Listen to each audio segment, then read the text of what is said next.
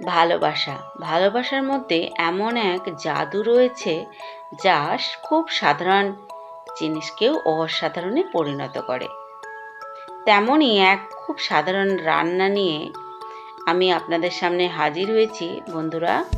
আমি মিনতি পাল আজ আবার নিয়ে চলে এসেছি খুব সাধারণ অথচ মজাদার একটা রান্নার ভিডিও। আশা করি আপনাদের ভালো লাগবে, আর যদি ভালো লাগে তো আমার চ্যানেলটিকে সাবস্ক্রাইব করে পাশে থাকা বেল নোটিফিকেশনটি অল করে রাখবেন, যাতে করে আমার নিত্য নতুন ভিডিও সবার প্রথমে আপনার কাছে পৌঁছে যায়।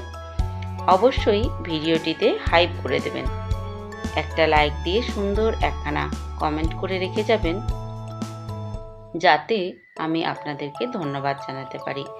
আর ফেসবুক থেকে দেখে থাকলে অবশ্যই আমার পেজটিকে ফলো দিয়ে রাখবেন। তো বন্ধুরা, বাজার থেকে নিয়ে চলে এসেছিল এরকম ধুন্দুল, যাকে আমরা বলি পরল চলতি কথায়। তো আর এই চিংড়ি মাছ দিয়ে ধুন্দুলের ঝাল কিন্তু খুব জনপ্রিয় একটা রেসিপি, আর সেটাই আজকে আমি বানাবো। একে তো বাঙালি, তার উপর আবার ঘটি, আর এই বর্ষাকালে যদি এরকম চিংড়ি মাছের ঝাল না খায় তাহলে যেন এই বছরটা বৃথাই যাবে। তাই ঝটপট বানিয়ে নিয়েছি এরকম ধুন্দুল বা পরল দিয়ে চিংড়ি মাছের ঝাল। তো এই সবজিটাকে অনেকে অনেক নামে চেনে, আমরা তো একে পরল বা ধুন্দুল বলে চিনি। আপনারা কি নামে চেনেন সেটাও কমেন্ট করে জানাতে পারেন। তো চিংড়ি মাছগুলো ভালো করে ধুয়ে ময়লা পরিষ্কার করে পুরো খোসাটাই আমি ছাড়িয়ে নিয়েছি, নিয়ে নুন আর হলুদ মাখিয়ে 1 ঘন্টা মতো ম্যারিনেট করে রেখে দিচ্ছি। আর এদিকে যে খোসাগুলো ভালো করে পরিষ্কার করে ময়লা ফেলে ধুয়ে রেখেছি, তার সাথে কিছুটা চিংড়ি মাছও তুলে রেখেছি। ওটা দিয়েও একটা রেসিপি বানাবো, সেটাও কিন্তু চ্যানেলে শেয়ার করব, আপনারা সবাই দেখবেন কিন্তু। তো এদিকে যে ধুন্দুল আর আলু ডুমো ডুমো করে কেটে ভালো করে ধুয়ে জল ঝরিয়ে নিয়েছি। এই সমস্ত মশলা আমি নিয়ে নিয়েছি। আছে নারকেল, কালো সর্ষে, হলুদ সর্ষে, জিরে, শুকনো লঙ্কা, কাঁচা লঙ্কা আর আদা। এই মশলাই কিন্তু আমি বেটে এই ঝালের মধ্যে মেশাবো। তো মিক্সিং জারে নিয়ে নিচ্ছি সমস্ত কিছু, নারকেল, আদা, সর্ষে, জিরে, শুকনো লঙ্কা, কাঁচা লঙ্কা। তো কাঁচা লঙ্কার পরিমাণ আর একটু বাড়িয়ে নিলাম, যেহেতু ঝাল তাই ঝালঝালই ভালো লাগবে। সমস্ত সামান্য পরিমাণ নুন আর জল দিয়ে একটা স্মুথ পেস্ট বানিয়ে পাশে রেখে দিলাম।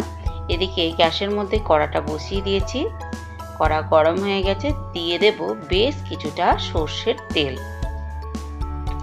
এই রান্নাটা কিন্তু সর্ষের তেলেই সব থেকে বেশি ভালো হয়। এবার নুন হলুদ মাখিয়ে রাখা চিংড়ি মাছগুলো হালকা করে ভেজে নিচ্ছি। খুব বেশি কড়া করে ভাজলে হবে না, তাহলে কিন্তু এটা শক্ত হয়ে যাবে। তাই হালকা করে ভেজে একটা বাটির মধ্যে কিন্তু উঠিয়ে নিচ্ছি।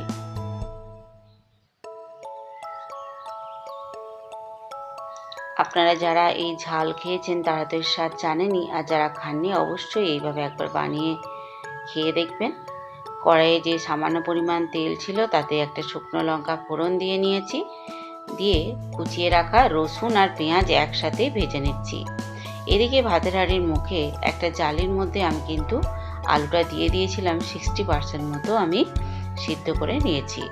আপনারা চাইলে এটা ভেজেও ব্যবহার করতে পারেন, কিংবা দিয়ে একটুখানি সেদ্ধ হওয়ার পর এই ধুন্দুলটা অ্যাড করবেন। আমার যেহেতু আলুটা সিদ্ধ করা ছিল তাই একটুখানি নাড়াচাড়া করে নিয়ে তারপর ধুন্দুলটা আমি অ্যাড করে দিয়েছি।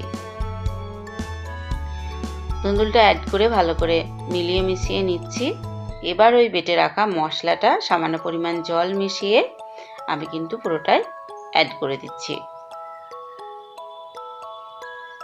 ভালোভাবে নাড়াচাড়া করে নেব, খুব বেশি কষানো যাবে না, সর্ষে আছে তাহলে তিতো হয়ে যাবে।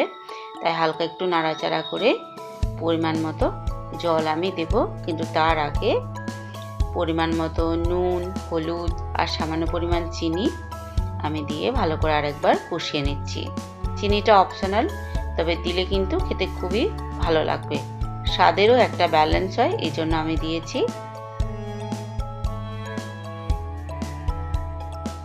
গ্যাসের ফ্লেমটা একটু লোতে না রেখে হাই আর লো এর মাঝামাঝি রেখে কিন্তু রান্নাটা করতে হবে, যাতে করে এই ধুন্দুলগুলো কিন্তু কালারটা খুব সুন্দর থাকবে, সেদ্ধও হবে অথচ সবুজই থাকবে। খেতেও যেমন সুস্বাদু হবে, দেখতেও তেমন সুন্দর লাগবে। তো নাড়াচাড়া করে খুব বেশি জল দেব না, কেননা ঝিঙের মতো এই সবজিটাও জল ছাড়ে। আর আলুটা যেহেতু 60% মতো সেদ্ধ আছে, তাই খুব বেশি জল লাগবে না। আধ কাপ মতো জল আমি মিক্সির জার ধুয়ে দিয়ে দিয়েছি। আর এইটুকু জলে কিন্তু পুরো রান্নাটা হয়ে যাবে। জল দিয়ে একটু ফুটতে দিলাম। যেই একটু ভালো করে ফুটে উঠবে, অমনি ভেজে রাখা চিংড়ি মাছগুলো আমি কিন্তু এবার দিয়ে দেব। ভেজে রাখা চিংড়ি মাছগুলো দিয়ে ভালো করে মিলিয়ে মিশিয়ে ঝোলের মধ্যে ডুবিয়ে দিচ্ছি, যাতে করে চিংড়ি মাছের ফ্লেভারটা পুরো তরকারির মধ্যে মিশে যায়। এভাবে করে 5-7 মিনিট আমি ফুটিয়ে নেব।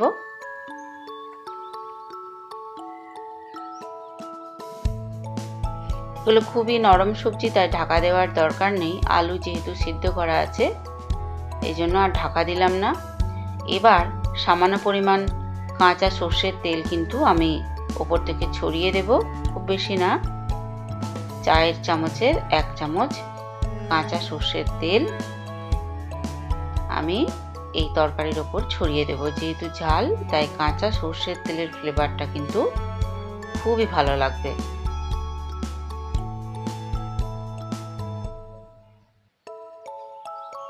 আগেও আমি আমার চ্যানেলে ঝিঙে দিয়ে চিংড়ি মাছের ঝাল আরও অন্যান্য এই ধরনের রেসিপি কিন্তু দিয়েছি। পটল চিংড়ির স্বাদের মালাইকারি, তো আপনারা গিয়ে সেই ভিডিওগুলো দেখে আসতে পারেন। আশা করি ভালো লাগবে। আপনারা সকলেই বানিয়ে থাকেন, তো আমি কিভাবে বানাই সেটা একবার শেয়ার করলাম। তো এইভাবে একবার বানিয়ে খেয়ে দেখবেন। আর যারা নতুন রাঁধুনি, ব্যাচেলার, তারা কিন্তু এই সহজ রান্নাটি দেখে খুবই উপকৃত হবেন। তো ফাইনালি আমি তেলটা দিয়ে দিয়েছি। এবার ওপর থেকে দিয়ে দেব 2 চেরা কাঁচা লঙ্কা। আগেই বলেছি যে ঝাল এটা, তাই ঝাল ঝাল হলে কিন্তু খেতে খুবই ভালো লাগবে। এবার বাটির মধ্যে একটু ঝোল তুলে নিচ্ছি, চেক করার জন্য সবকিছু পারফেক্ট আছে কিনা। যেহেতু আমার এখনো গোপাল সেবা হয়নি, তাই আমি এখন চেক করব না। ছেলেকে বললাম যে একটু চেক করে দেখতে, আর ও একদম ক্যামেরার সামনে আসতে চায় না।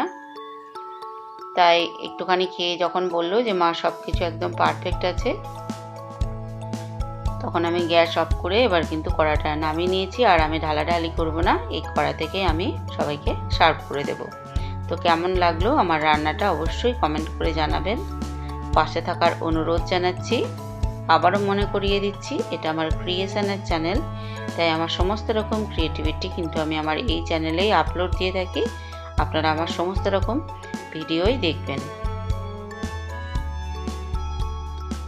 আর আপনাদের ভালোবাসার এমন ক্ষমতা রয়েছে, যেটা এই সাধারণ খাবারটিকে অসাধারণে পরিণত করে। আগেও আমাকে এই ধরনের প্রমাণ আপনারা দিয়েছেন, তো আমি এবারও চাই আপনারা খুব ভালোবাসা দিন, বন্ধুবান্ধবের সাথে শেয়ার করুন, যাতে অন্যরাও এই রেসিপি দেখার সুযোগ পায়। তো কেমন লাগলো ভিডিওটি অবশ্যই কমেন্ট করে জানাবেন। এতক্ষণ সাথে থাকার জন্য অসংখ্য ধন্যবাদ জানিয়ে এখানেই শেষ করছি। নমস্কার।